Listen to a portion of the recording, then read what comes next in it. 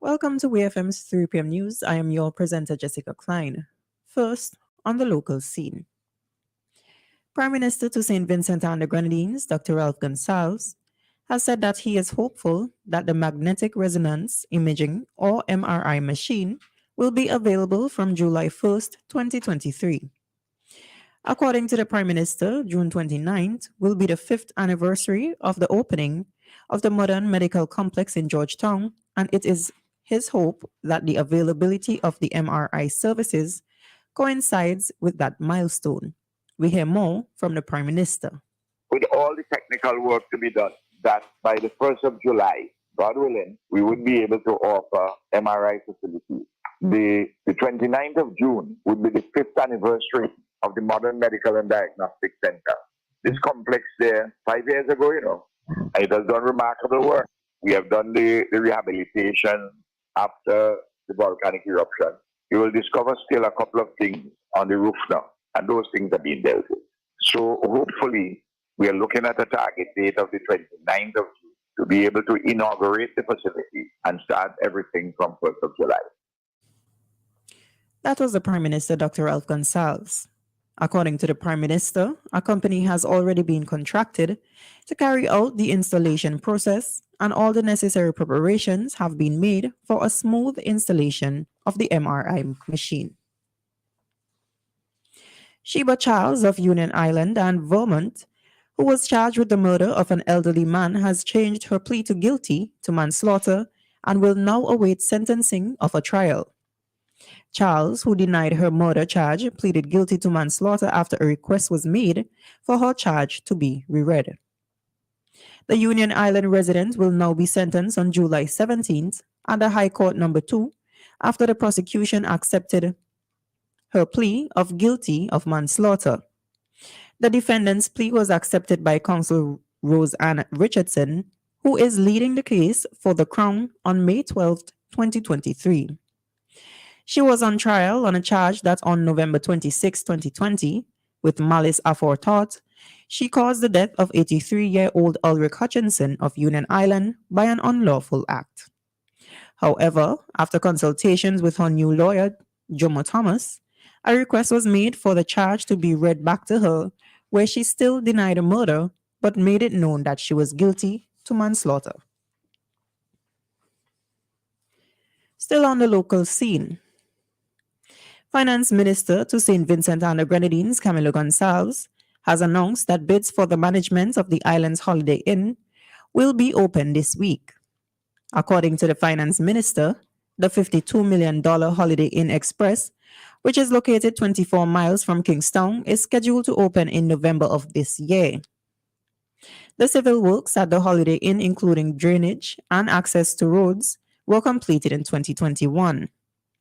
Gonsalves says he hopes that local hoteliers and groups with hospitality experience will submit proposals to manage the Holiday Inn Hotel.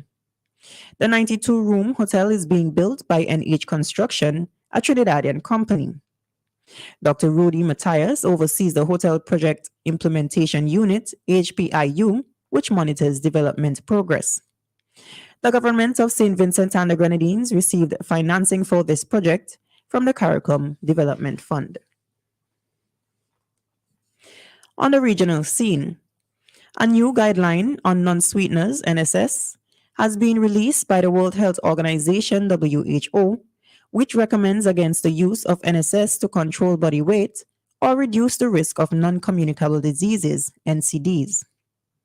The recommendation is based on findings of a systematic review of the available evidence, which suggests that the use of NSS does not confer any long-term benefit in reducing body fat in adults or children.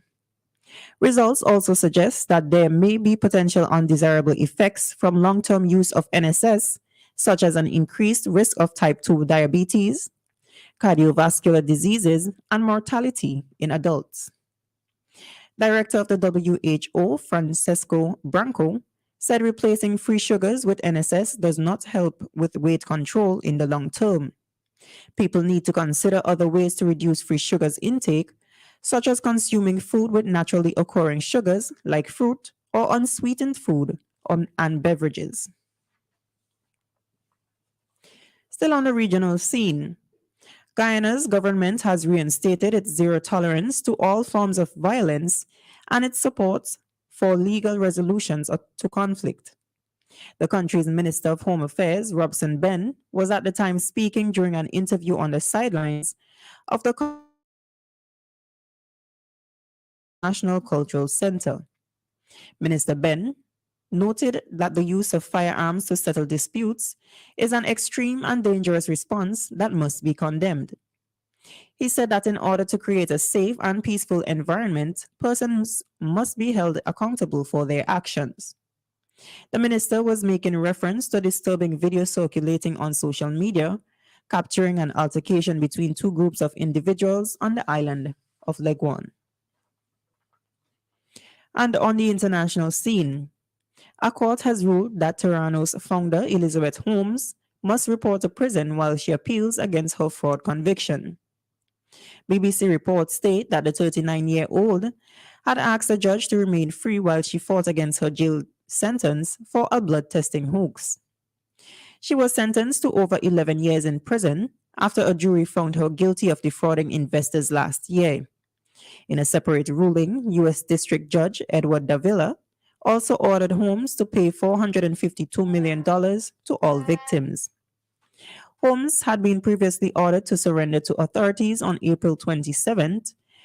The judge will now set a new date for her to go to prison. This has been WEFM's 3 p.m. news. I have been your presenter, Jessica Klein. Join us again at 5:30 p.m. for WEFM's evening news, and we thank you for listening.